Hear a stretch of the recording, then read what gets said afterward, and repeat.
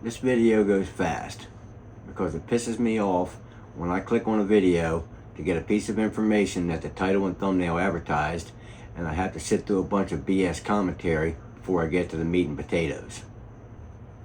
This video assumes a working knowledge of TrueNAS, so there may be times when you need to slow down the video to absorb a piece of information, or to pause the video to access a piece of information referenced in the video.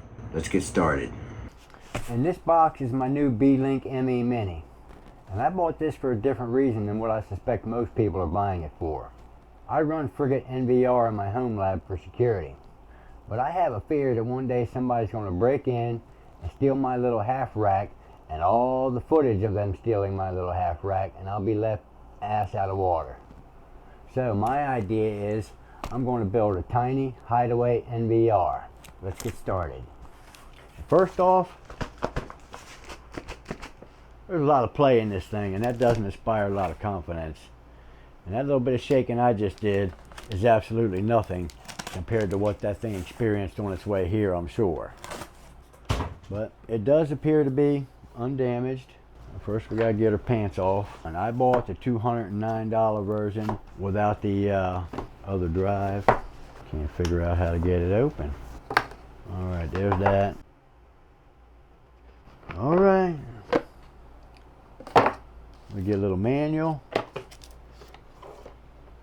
And I got the dark colored version. And in the box we get a HDMI cable and a power cord. To go with it, I got a couple crucial 310 4 terabyte drives. I'm going to mirror those. Got those on Prime Day. I got another 970 EVO 2 terabyte drive for an auxiliary pool. And I got a Coral TPU and an m.2 adapter. But from everything I've seen online, first thing we got to do is rip the feet out of it.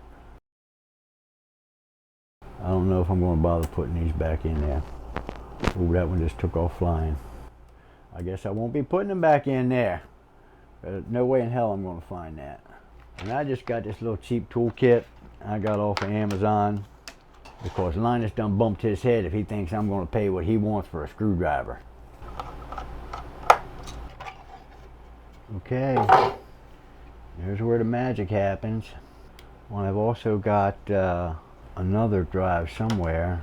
I forgot about this. I got a 128 gigabyte drive that I'm going to use for the apps pool. And you know what? I think I'm going to put this auxiliary drive in the fast slot. The number 4 slot has 2 PCIe lanes as opposed to the rest only having 1. These go in. Next up is the Coral TPU adapter board. Yeah, that's a little bit stressed, but I'm going to do it. The apps drive here. And now for the 2 crucial drives. They're the biggest NVMEs I ever bought in my life. Also the most expensive. But I got a pretty good deal on Prime Day.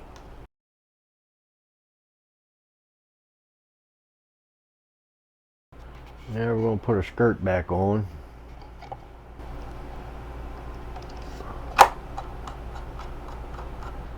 Should be done with that. We'll hook it up to the monitor, give it some power, plug in a keyboard, and plug it into a network. I want to get a little network action going. Keyboard. They installed Windows on the eMMC. But I got no use for that. And I'm going to run TrueNAS with Frigate as an app because that's what I know how to do. I got some reference material pulled up over here. Alright, we're going to get this thing to boot off of the flash drive. I want to put TrueNAS on the eMMC, but some people have been having problems with it.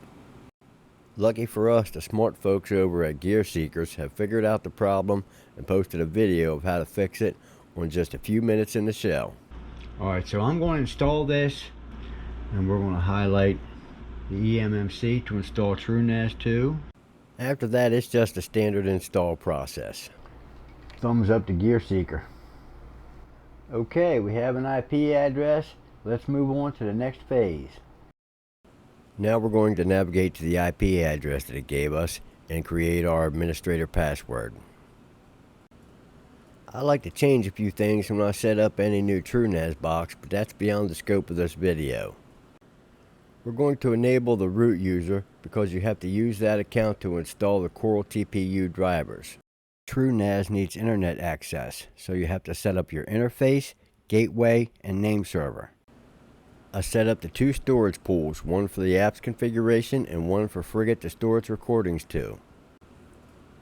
In the apps pool, I'll create a data set for Frigate and then sub-data sets for the config and the cache. In the main storage pool, I'll set up the data sets for Frigate media storage. And I set all of these data sets for apps usage. I don't bother setting the ACLs for these data sets. Here is what the final configuration for these data sets looks like. In the apps page, you have to set the storage pool for the apps configuration. Next, we're going to go into the shell as the root user and type lspci and make sure our Coral TPU is found, and it is. Next, you'll want to find this post in the TrueNAS forum. I'll leave a link in the description. Then you'll want to scroll down to post 13 by Campagnolo or post 21 by Yaya. I have found that different systems will prefer one script or the other. If one doesn't work, try the other one. I started with Campagnolo's script. I copied it and then pasted it into the shell. This takes quite a while to complete. I'm going to speed it up here, but if everything is successful, reboot. Then I logged back in with an administrative account that I created. I disabled the root and built-in administrative accounts for security. Then I had to go to the official Coral TPU page to find the command to test to see if our drivers are working. I pasted it into the shell. This output shows our unit with the drivers installed. /dev/apex0. Now it's time to install Frigate. We go to the apps page and then find Frigate and click install. We agree to the warning, and this is where the magic happens. The first setting is your shared memory size. I've learned through trial and error that mine needs about 250 megabytes, but I like to give it a little bit of headroom. If you're using a USB Coral, you only need to click the checkbox, but mine is an m.2, and here's where you pass it through to the system. I found the code I need to paste in by clicking on the little question mark next to devices. You need to paste the same code in both boxes. If you intend to use a GPU for hardware acceleration, here's where you put that information in. You can find the information you need for your GPU in the Frigate documentation. The N150 uses the IHD driver. In the network configuration, I left everything default except for to enable the WebRTC driver to allow two-way audio over the internet.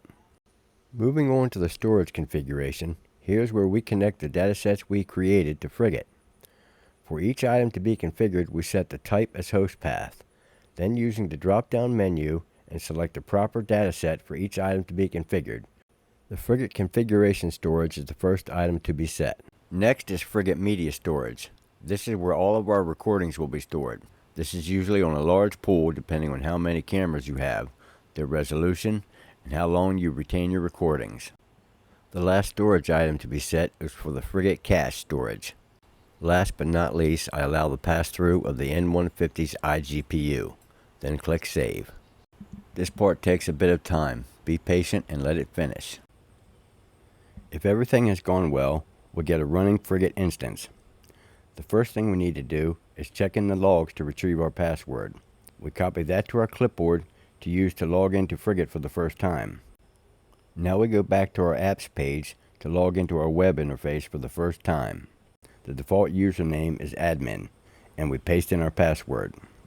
Once logged in, we go into Settings, to the Users tab, and change the password to one of our choosing. We won't have any camera feeds without a working configuration file. If you don't already have one, you have some work to do, and it starts with Frigate documentation. Building your config file is beyond the scope of this video, but there's a lot of information out there to be had. I already have a working config. I just need to copy it from my code editor, Visual Studio, and paste it into Frigate's configuration editor, and then click Save and Restart. I like to keep an eye on the TrueNAS app page to be sure the restarts go okay. Far and away the hardest part will be building your config file, depending on what features you need, such as two-way audio or pan and tilt zoom functions. I have been using Frigate for months now and am still tweaking my config. If you have done everything right and your config is good, you'll have working feeds.